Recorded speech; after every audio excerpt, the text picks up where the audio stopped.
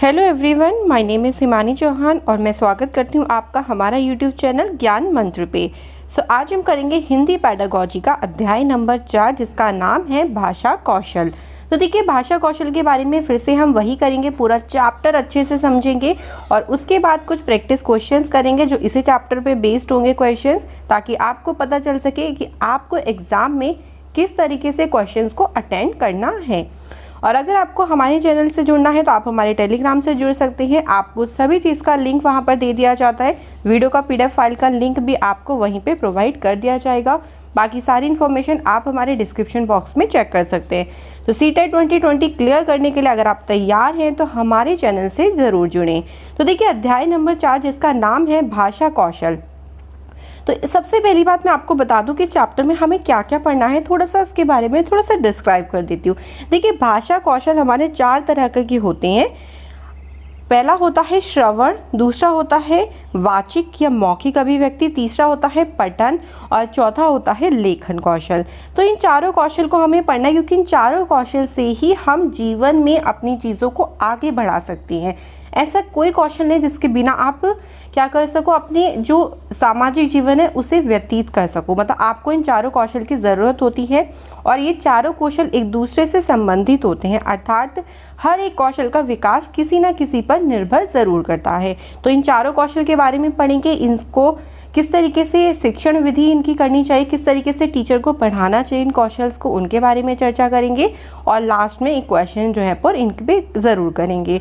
तो स्टार्ट करते हैं। देखिए, मैंने आपको बता दें कि हमें क्या क्या पढ़ना है। अब हम चैप्टर को अपना जल्दी से स्टार्ट करते हैं।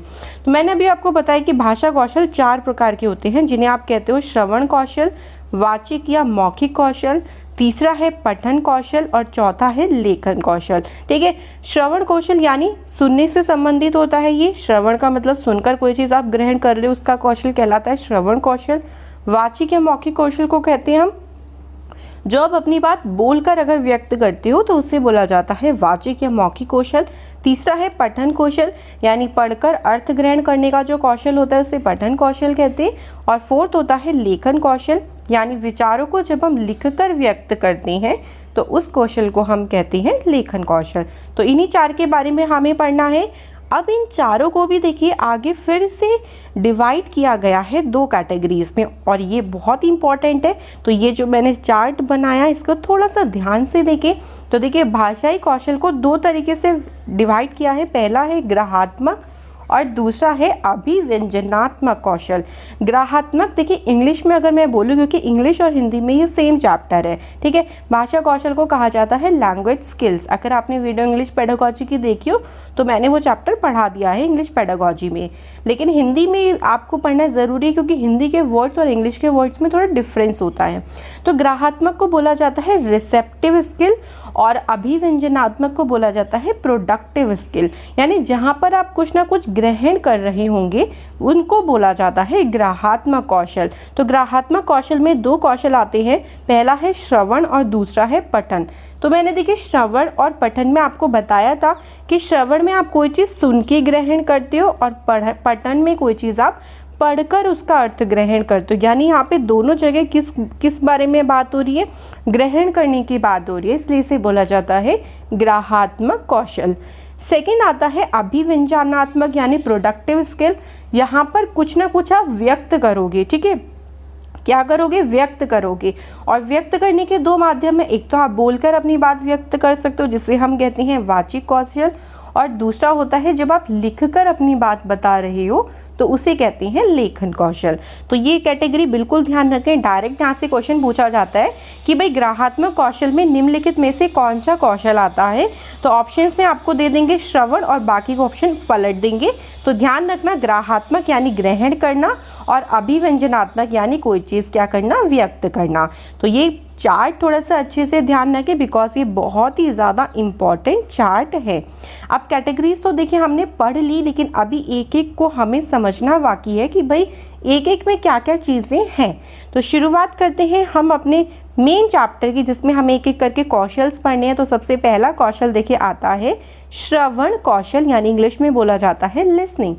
श्रवण, देखिए श्रवण थोड़ा सा शुद्ध हिंदी वाला वर्ड हो गया ना, तो इसे अगर आसानी से आप समझना चाहें तो श्रवण को कहते हैं सुनना।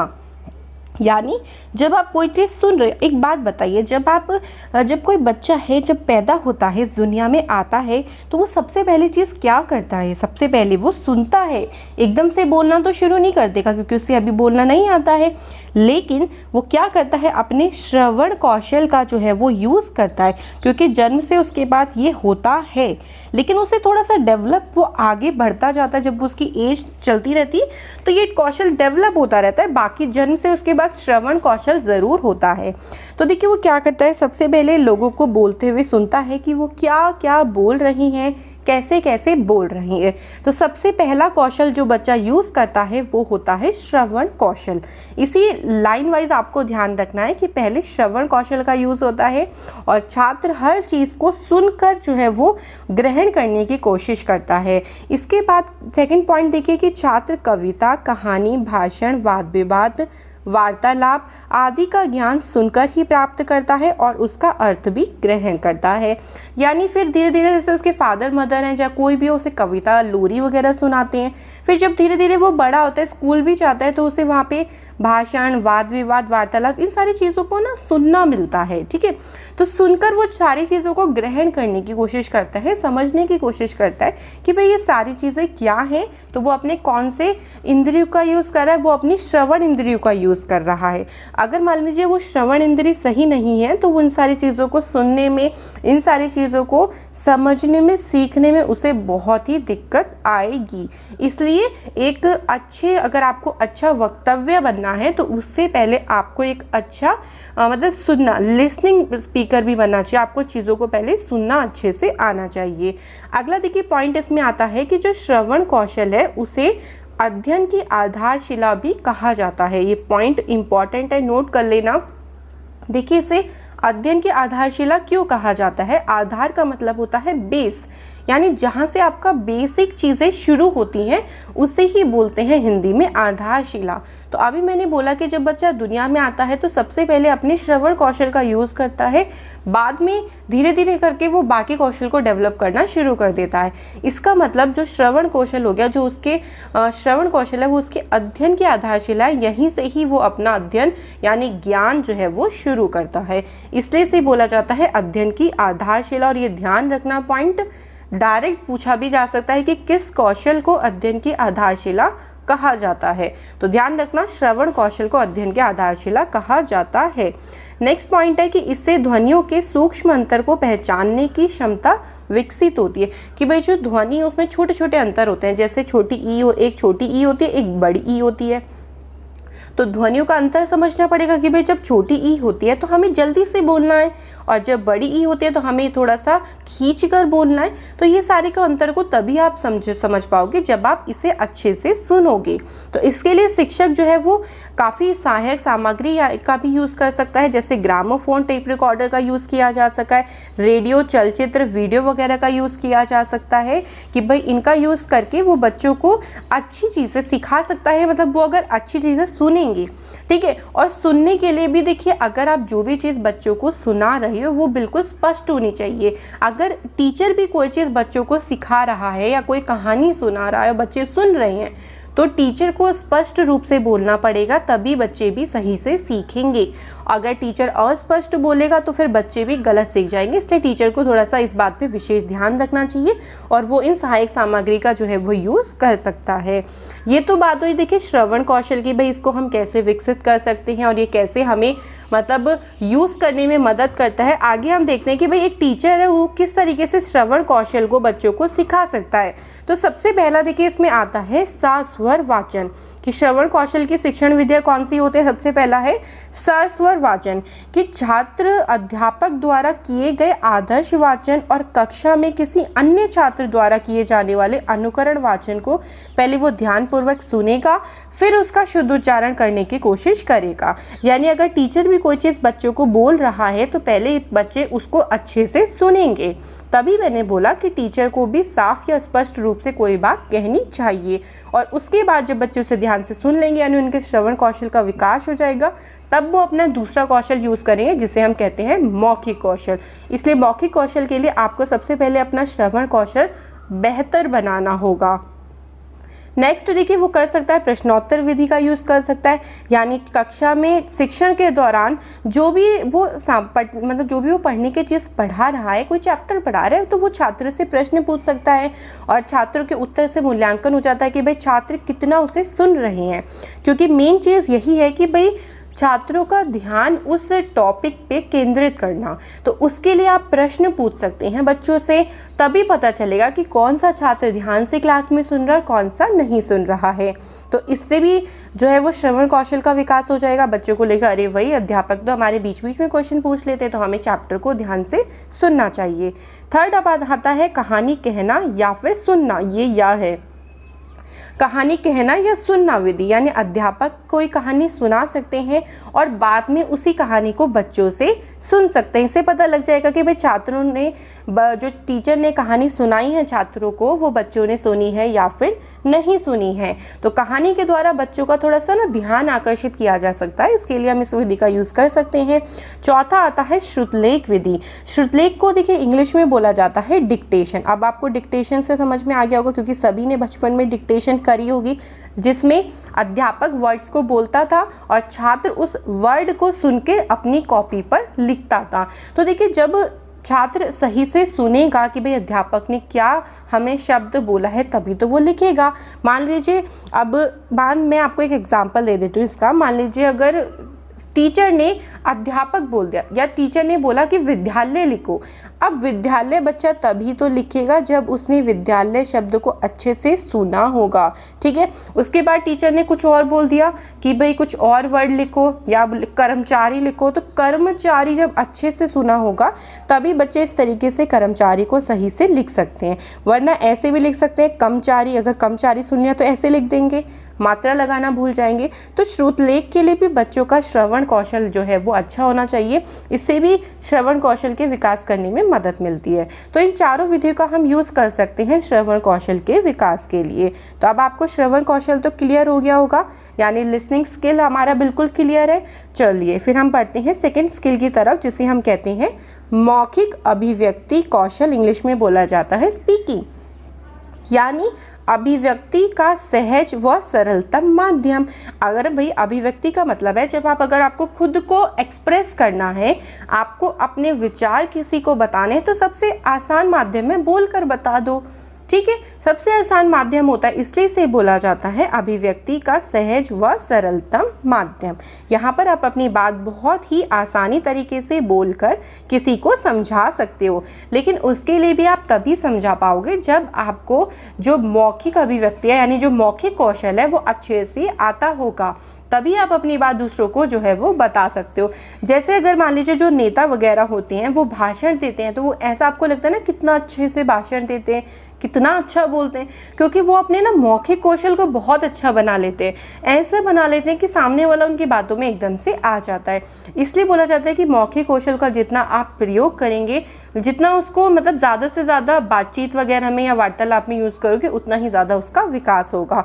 सेकेंड पॉइंट देखिए इसमें आता है सामाजिक संबंधों को मजबूत बनाने में और सामाजिक जीवन में सामंजस्य स्थापित करने में मौखिक भाषा की प्रमुख भूमिका होती है। भाई आप समाज में रह रहे तो बिना किसी के साथ बोले तो आप नहीं रह सकते। ऐसा तो है नहीं कि भाई आपका जहाँ पे घर है आप पड़ोसी से बिल्कुल बातचीत ना कर रखो, बात बंद रख दो, तो वहाँ पे दिक्कत आने लगती है। तो सभी के साथ अगर आपको सामाजिक संबंध बनाने हैं, अच्छे संबंध बनाने हैं, तो उनके साथ अच्छी तरीके से बातचीत भी रखनी पड़ेगी। लड़ाई झगड़ा करने से तो नहीं बनेंगे मजबूत संबंध। तो उसी को ही बोला गया है कि भाई अगर आपको समाज में अपने संबंध अच्छे बनाने हैं, तो उसके लिए मौखिक कौशल जो है वो, यानी मौखिक भाषा जो है, उसकी अहम भूमिका होती है, क्योंकि इसी के ही माध्यम से आप एक दूसरे के साथ जो है वो जुड़े रहते हैं। थर्ड हमारा है कि मातृभाषा का ज्ञान यहाँ पर सहज रूप से हो जाता है, क्योंकि देखिए जब आप बच्चे हो, अगर आपने श्रवण कौशल अपना सीख लिया, यानी आपने देख लिया कि सामने वाला पर्सन कैसे बोल रहा है, तो आप फिर अपना दूसरा कौशल यूज़ करते हो, यानी उसके बाद आप क्या करते हो, बोलने की कोशिश करते हो। तो पहले तो आप क्या करते हो, धीरे धीरे करके मतलब एक एक लेटर बोलना शुरू करते हो, मम्मी पापा, मतलब धीरे धीरे करके बोलते हो। फिर आप थोड़े छोटे शब्दों के बाद वाक्य बोलना छोटे छोटे शुरू कर देते हो। तो वहाँ पर आपको कोई ग्रामर तो नहीं सीखनी पड़ी। आपने क्या किया, दूसरों को पहले बोलते हुए देखा और उसके बाद क्या करा, खुद बोलना शुरू कर दिया। तो जब हम मातृभाषा का ज्ञान करते हैं तो हम इन दो कौशल से ही अपनी मातृभाषा सीख लेते हैं, श्रवण कौशल और दूसरा है वाचन कौशल, जिसे हम कह सकते हैं मौखिक कौशल भी कह सकते हैं। तो आप ये समझ गए होंगे कि मौखिक कौशल क्या होता है, कि अगर हमें अभिव्यक्ति अपने विचार प्रस्तुत करने तो हम मौखिक कौशल का जो है वो यूज़ कर सकते हैं। अब इसके लिए अध्यापक को विशेष ध्यान देना पड़ेगा कि बच्चों का जो मौखिक वाचन है उसको स्पष्ट बनाया जा सके, मतलब उसमें बोलने में त्रुटि ना हो, कि वो जो उच्चारण कर रहे हैं वो स्पष्ट होना चाहिए। तो इसके लिए जो अध्यापक है वो नई मतलब कई शिक्षण विधियों का यूज़ कर सकता है। जैसे अगर आप नीचे देखें तो मौखिक अभिव्यक्ति कौशल की कुछ शिक्षण विधियाँ होती हैं, जिसमें से पहली आती है वार्तालाप। वार्तालाप का मतलब क्या हो गया, बातचीत करना। सीधे सीधे बात यह है, वार्तालाप को बोलते हैं बातचीत करना। भाई जो शिक्षक है वो किसी भी टॉपिक पर लेके बात कर सकता है, ऐसा नहीं कि कुछ भी बात करना शुरू कर दिया। जो भी बातचीत करने का टॉपिक लिया जा रहा है वो उनकी ही शिक्षण सामग्री से ले लो, यानी उनके ही जो वो पढ़ रहे हैं, जो अध्ययन है सामग्री, वहीं से ही टॉपिक उठा लो और उस पर बातचीत करो। बच्चों को बोलो कि आप यहाँ पर कन्वर्सेशन करो, उसमें भाग लो। तो बच्चे जितना ज़्यादा वार्तालाप करेंगे उस टॉपिक पे, उतना ही ज़्यादा उनका एक तो मानसिक विकास भी होगा, बौद्धिक स्तर पर भी उनका विकास जो है वो ज़्यादा से ज़्यादा हो पाएगा। तो बच्चों को इस तरीके के मौके दो, शिक्षक को इस तरीके का एनवायरनमेंट स्थापित करना चाहिए क्लास में, ताकि वो क्या कर सके, बच्चों के साथ किसी टॉपिक पे वार्तालाप कर सके। दूसरा है प्रश्नोत्तर। वही बात है कि प्रश्न पूछना, जैसे मैंने आपको श्रवण कौशल में बताया था कि भाई शिक्षक जो है वो ये जान सकता है कि छात्रों ने लेसन सुना है या नहीं। इसके अलावा अगर प्रश्न पूछ रहे हैं तो यहाँ पर भी अगर छात्रों का उत्तर गलत हो जाता है, क्योंकि प्रश्नों का उत्तर बताने के लिए छात्रों को मौखिक अभिव्यक्ति का यूज़ करना पड़ेगा, तो अगर वो उत्तर गलत दे रहे हैं या अशुद्ध तरीके से दे रहे हैं तो आप आराम से उनकी चीज़ों को वहीं पे ही सही कर सकते हो कि भाई इस सेंटेंस को इस तरीके से नहीं बोलना है, या ये शब्द आपने गलत तरीके से बोला है, तो वो चीज़ें आप सही कर सकते हो बच्चों की, और यहाँ से उन्हें सही चीज़ें सिखा सकते हो। थर्ड हमारे पास आता है कहानी सुनाना। देखिए अगर कोई बच्चा कहानी सुना रहा है, किसी भी चीज़ पे स्टोरी सुना रहा है, क्योंकि छोटे बच्चों को कहानियाँ बहुत ज़्यादा पसंद होती हैं, तो अध्यापक पहले या तो खुद कहानी सुना दे, उसके बाद में छात्रों से बोले कि आप सुना दीजिए कहानी। तो अगर छात्र कहानी में भी कोई त्रुटि करते हैं तो वहाँ पे भी टीचर उसे सही कर सकता है। फोर्थ हमारे पास आता है चित्र वर्णन। देखिए चित्र वर्णन क्या मतलब क्या होता है, चित्र यानी कोई पिक्चर और वर्णन यानी उसको व्यक्त करना। मतलब अध्यापक क्या करे, बच्चों को कोई फ़ोटो दिखाए और बोले कि भाई इस फ़ोटो को देखकर आप इस चीज़ के बारे में कुछ ना कुछ बताओ। जैसे एग्जाम्पल के तौर पर आपने छोटे बच्चे को एक गाय की फ़ोटो दिखा दी, ठीक है, यहाँ पे गाय का चित्र नहीं बना रही, लेकिन यहाँ पे मान लीजिए गाय की फ़ोटो है और आपने बच्चों से बोला कि बच्चों इस फ़ोटो को आप देखो कि इसके बारे में कुछ ना कुछ आप बताओ। तो इससे क्या होगा, चित्र की सहायता से बच्चे अपनी बात कह सकेंगे, उनके मन में, हर किसी के मन में नई नई बातें आएंगी, तो उनका क्या होगा, मानसिक स्तर का यहाँ पे आप विकास कर सकते हो, और साथ साथ मौखिक अभिव्यक्ति कौशल भी यहाँ पर विकसित होती रहेगी। उसके बाद आता है वाद विवाद, यानी वही बात है कि आप क्या कर सकते हो, बच्चों को डिबेट, वाद विवाद को इंग्लिश में बोला जाता है डिबेट में पार्टिसिपेट करा सकते हो। यहाँ से भी उनका मानसिक और बौद्धिक स्तर जो है वो बढ़ाया जा सकता है। अगला आता है भाषण, यानी आप स्पीच वगैरह, लेक्चर वगैरह जो है बच्चों को बोलने के लिए बोल सकते हो। कोई टॉपिक दे दो, कोई भी बात दे दो जिसपे वो भाषण कर सके, तो यहाँ से भी उनकी अभिव्यक्ति कौशल का विकास हो जाएगा। अगला है नाटक प्रयोग यानी ड्रामा। तो ड्रामा से भी हम अपनी अभिव्यक्ति को अच्छे तरीके से बता सकते हैं।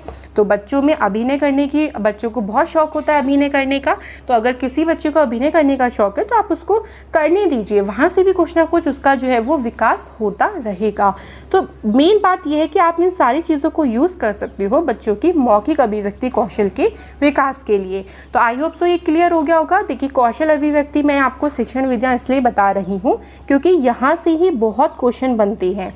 इनडायरेक्टली क्वेश्चन बन जाएंगे, यहाँ से डायरेक्ट तो नहीं पूछेगा कि भाई निम्न में से मौखिक अभिव्यक्ति कौशल कौन सा है, लेकिन इनडायरेक्टली क्वेश्चन यहाँ से ज़रूर बनता है। इसलिए मैंने आपको ये बता दिया कि आप किस तरीके से बच्चों की मौखिक अभिव्यक्ति कौशल का विकास कर सकते हो। अगला देखिए हमारे पास जो थर्ड कौशल आता है उसे हम कहते हैं पठन कौशल, इंग्लिश में इसे बोला जाता है रीडिंग।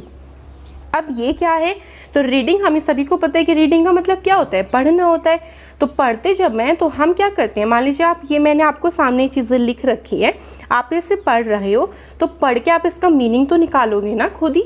तो पठन कौशल का मतलब होता है स्वयं में अर्थ ग्रहण करने का कौशल, यानी पढ़ के जो भी चीज़ आप सीख रहे हो उसे ही बोला जाता है पठन कौशल। और यहाँ पे आप कुछ चीज़ ग्रहण करते हो तो इसलिए इसे ग्रहात्मक कौशल कहते हैं।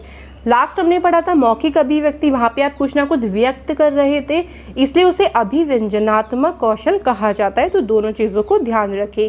नेक्स्ट पॉइंट देखिए, इसमें आता है कि श्रवण कौशल और मौखिक अभिव्यक्ति के बाद पठन कौशल का विकास होता है।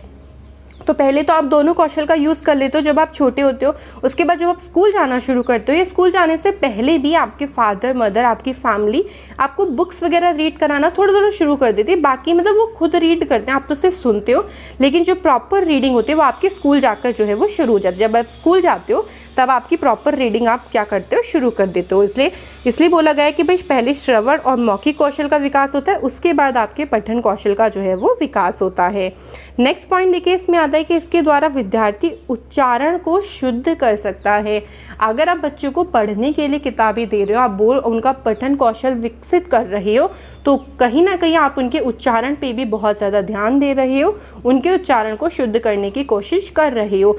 क्योंकि जब बच्चा पढ़ेगा तभी तो वो उच्चारण, अगर मान लीजिए पहले उसने गलत बोला, फिर उसके बाद वो धीरे धीरे उस त्रुटि को सीख जाएगा कि वो कहाँ गलत बोल रहा है। अगर आप उसे सिखाओगे तो वो सीखना शुरू कर देगा। लेकिन उसके लिए आपको जो बच्चे का पठन कौशल है ना, उसका विकास करना पड़ेगा। तो इसलिए बच्चे को ज़्यादा से ज़्यादा ऐसे अवसर दीजिए जहाँ पर उसके पठन कौशल का विकास हो। इसके बाद देखिए, इसके द्वारा अक्षर, उच्चारण, ध्वनि, सस्वरता आदि का ज्ञान होता है। अब भाई आपने बच्चे के सामने ये ऐसे लिख दिया, तो आप इसे जब तक पढ़वाओगे नहीं, बच्चों ने क्या लिखा है, तो बच्चे पढ़ेंगे ये क लिखा है, ठीक है।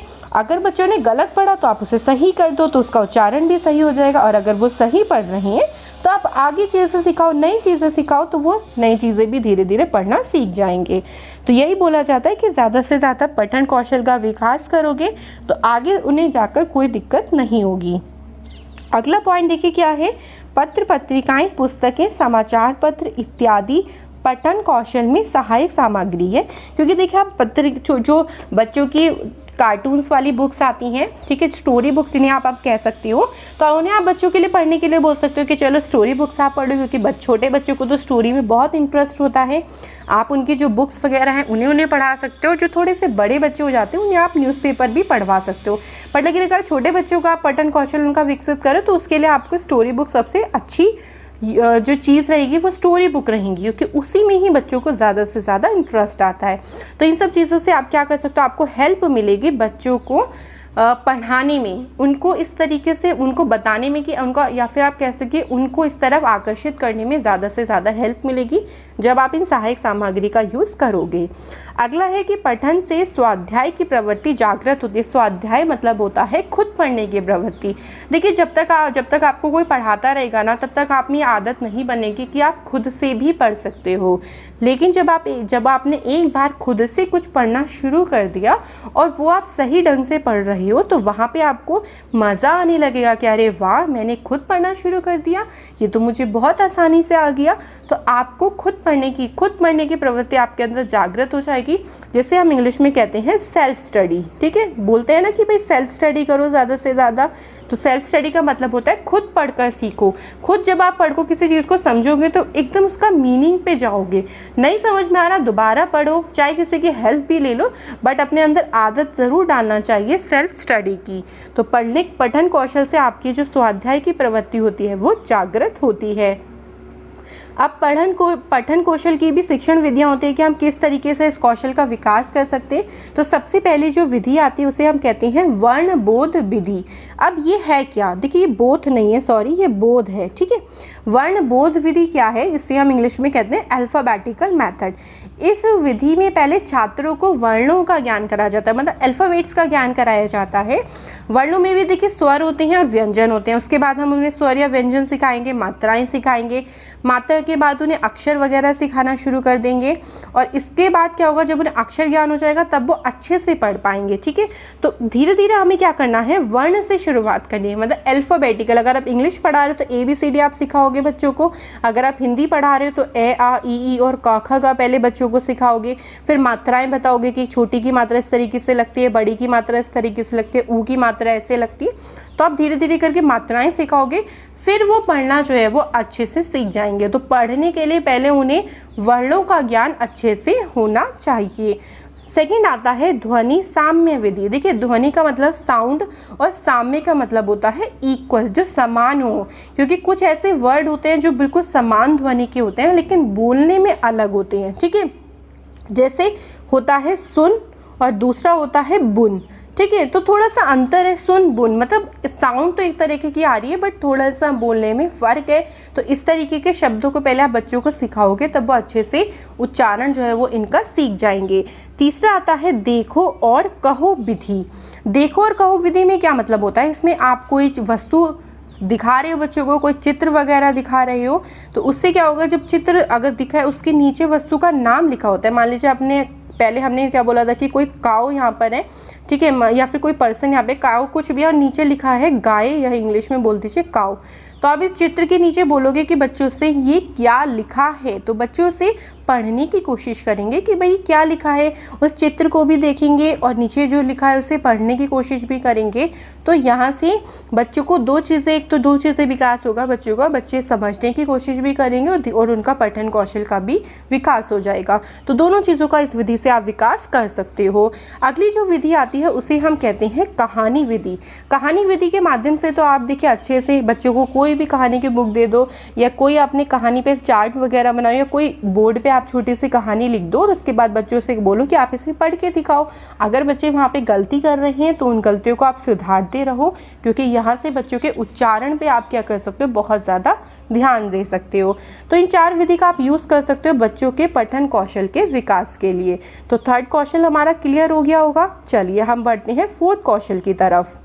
फोर्थ कौशल को कहते हैं लेखन कौशल, यानी हिंदी में इंग्लिश में इसे बोला जाता है राइटिंग। जब आप अपनी बातों को लिखकर व्यक्त करते हो तो उसे लेखन कौशल कहा जाता है। तो फर्स्ट पॉइंट में यही बोला है, भावों और विचारों को सुसंबद्ध तरीके से लिखित रूप देना ही लेखन कौशल के अंतर्गत आता है। बच्चों की यहाँ से सृजनात्मक क्षमता का विकास होता है, क्योंकि देखिए वो कुछ लिखकर कुछ चीज़ बता रहे हैं तो क्रिएटिव माइंड का यूज़ करेंगे। उसके लिए आप कोई टॉपिक तो ना ऐसे लिखने के लिए भी बोल सकते हो, या आप बोल सकते हो कि आपने गर्मियों की छुट्टी में क्या क्या किया है उसके बारे में बताओ। तो कुछ भी चीज़ आप बोलोगे ना तो बच्चे वहाँ पे अपनी क्रिएटिविटी यूज़ करेंगे, अपने माइंड का बहुत ज़्यादा यूज़ करेंगे। इसलिए बोला गया है कि लेखन कौशल से सृजनात्मक क्षमता का विकास होता है। अगला पॉइंट बहुत ही इंपॉर्टेंट है, जिसमें बोला गया है सरल से जटिल की ओर, यानी आप बच्चों को पहले आसान चीज़ें सिखाओ, उसके बाद धीरे धीरे करके टफ चीज़ों की तरफ लेके जाओ। पहले आसान चीज़ें लिखना सिखाओ। तभी आपने देखा होगा जब छोटे बच्चे होते हैं तो पहले तो सिर्फ वैसे ही लाइन ड्रॉ करना सीखते हैं, तो उसे वैसे लेखन कौशल सही से बोलते नहीं, उसे तो सिर्फ वैसे ही बोलते हैं। लेकिन जब वो स्कूल जाते हैं तब आपने देखा होगा जब वो स्कूल जाते हैं तो वो पहले टीचर उन्हें क्या सिखाता है, एकदम से तो शब्द लिखना नहीं सिखा देता। पहले उनकी एक बुक होती है जिस पे ऐसे डॉट डॉट डॉट डॉट करके ना कुछ लिखा होता है, तो बच्चों को उसके ऊपर लाइंस फेरनी होती है। तो पहले अक्षर वगैरह सिखाए जाते हैं कि किस तरीके से उन्हें लिखा जाएगा, फिर शब्द सिखाए जाते हैं। यानी पहले आप सरल चीज़ें सिखा रहे हो, फिर आप जटिल चीज़ों की तरफ जा रहे हो। इस लेखन कौशल में सरल से जटिल को शिक्षण सूत्र का प्रयोग किया जाता है। अगला देखिए, छात्रों के बौद्धिक और मानसिक स्तर को ध्यान में रखकर लेखन कार्य करना चाहिए। मतलब जिस स्तर का बच्चा है, अगर छोटा बच्चा है तो उसी के हिसाब से उसे आसान चीज़ें सिखाओ, और धीरे धीरे करके अगर उसका स्तर बड़ा है तो उसे उसी स्तर के हिसाब से आप क्या कर सकते हो, लेखन कार्य करवा सकती हो। तो ये तो बात हुई है लेखन कार्य की। अगर हमें लेखन कार्य को विकास करना है तो हम क्या क्या यूज़ कर सकते हैं, तो सबसे पहले तो हम मॉन्टेसरी विधि का यूज़ कर सकते हैं। मॉन्टेसरी विधि में देखिए लिखना सिखाने में आँख, कान और हाथ तीनों का यूज़ होता है। यानी पहले बालक को किसी लकड़ी और गत्ते से बने अक्षरों पर अंगुली फेरने को कहा जाता है। जब आपने देखा होगा जब आप छोटे थे तो आपको लेटर्स वगैरह दिए जाते थे, आप समझते थे कि अच्छा उनका आकार कैसा है। फिर पेंसिल से बोला जाता है, उन अक्षरों पर पेंसिल घुमाने को बोला जाता है। जैसे डॉटेड की मैंने अगर बात करी तो इस तरीके से अगर डॉटेड बना तो बच्चों से कहते हैं कि इस पर आप क्या करो, अपनी पेंसिल घुमाओ। इसके बाद बच्चे खुद से जो है वो लिखना सीख जाते हैं, तो इसे बोलते हैं मॉन्टेसरी विधि। अगला है स्वतंत्र अनुकरण विधि। स्वतंत्र अनुकरण विधि का मतलब है कि शिक्षक जो है वो श्यामपट्ट यानी ब्लैक बोर्ड या पुस्तिका स्लेट पर बच्चों के कुछ अक्षर को लिख देता है और छात्रों से कहता है कि इन अक्षर को देखकर उसी प्रकार का नीचे जो है वो अक्षर आप लिख दो। यानी जैसे ऊपर अगर का खा गा लिखा है शिक्षक ने, तो इसी हिसाब से आप नीचे का लिखते हो। आपने भी सीखा होगा बचपन से। इसे बोला जाता है स्वतंत्र अनुकरण विधि।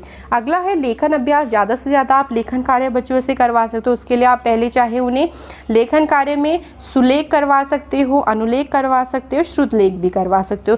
सुलेख यानी सुंदर लिखने को सुलेख बोला जाता है। बच्चों की लिखावट खराब ना हो, अच्छी से वो लिखें, साफ साफ लिखें, उसके लिए सुलेख करवाया जाता है।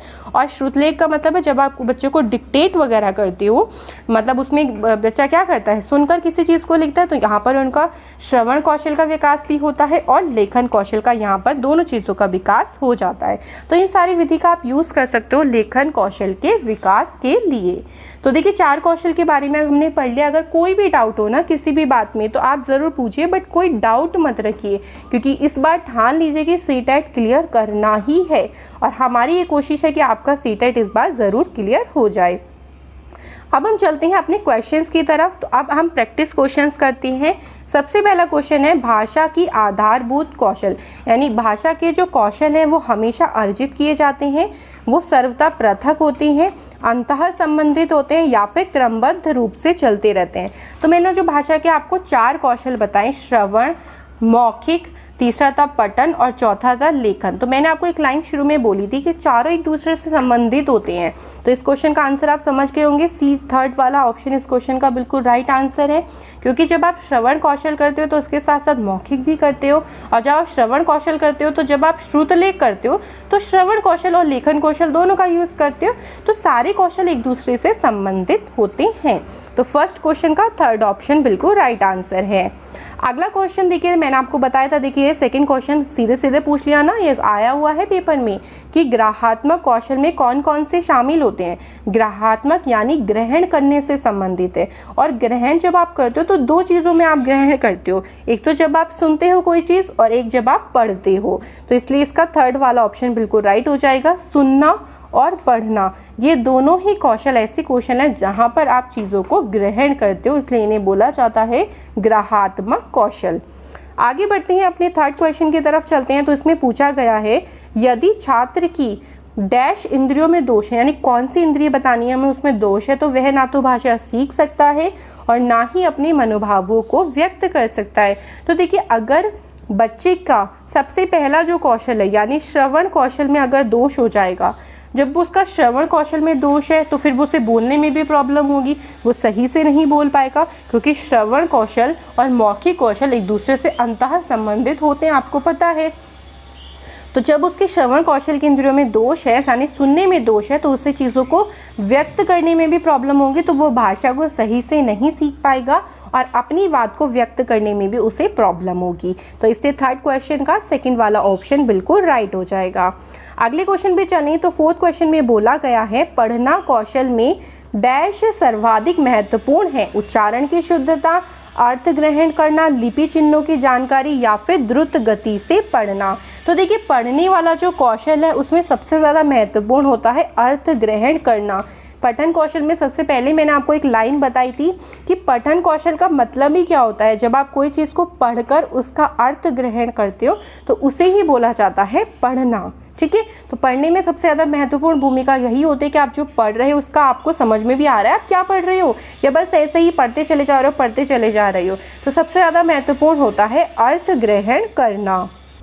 फिफ्थ हमारे पास देखिए क्वेश्चन है, भाषा के अभिव्यक्तात्मक कौशल कौन से होते हैं। अभिव्यक्तात्मक यानी जहाँ पर आप अपनी बातों को व्यक्त कर सकते हो, ऐसे कौशल कौन कौन से होते हैं। तो 2 कौशल ऐसे होते हैं जिसमें से आता है बोलना और लिखना, क्योंकि बोलकर भी हम अपनी बात दूसरों को बता सकते हैं और लिखकर भी हम दूसरों को अपनी बात बता सकते हैं।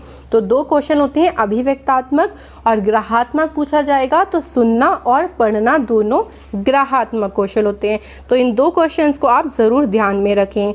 अगला देखिए 6th क्वेश्चन हमारे पास है कि पढ़ने का प्रारंभ जो होता है वो कहाँ से होता है। वर्णमाला से होना चाहिए, कहानियों से होना चाहिए, कविताओं से होना चाहिए या फिर अर्थपूर्ण सामग्री से होना चाहिए।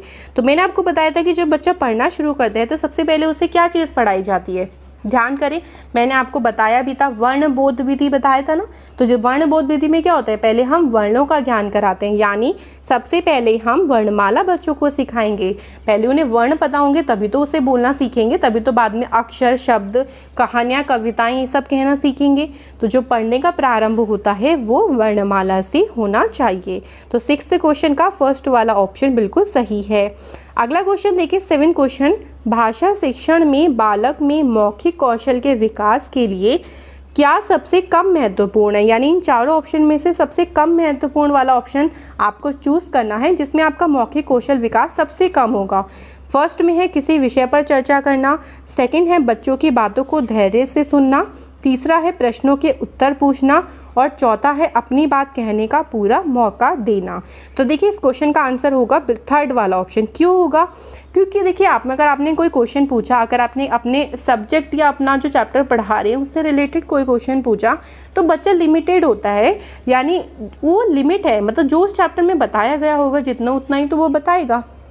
लेकिन अगर आप उसे किसी विषय पर चर्चा करवा रहे तो उसके पास बहुत सारी चीज़ें हैं बोलने के लिए, वो अपने माइंड का यहाँ पे ज़्यादा से ज़्यादा यूज़ कर सकता है। अगर बच्चा कोई बात बता रहा है, अगर आप उसे सुन रहे हो तो वो बहुत सारी बातें आपको बता देगा, और जब वो ज़्यादा से ज़्यादा बताएगा तो उसका मौखिक कौशल का विकास ज़्यादा होगा।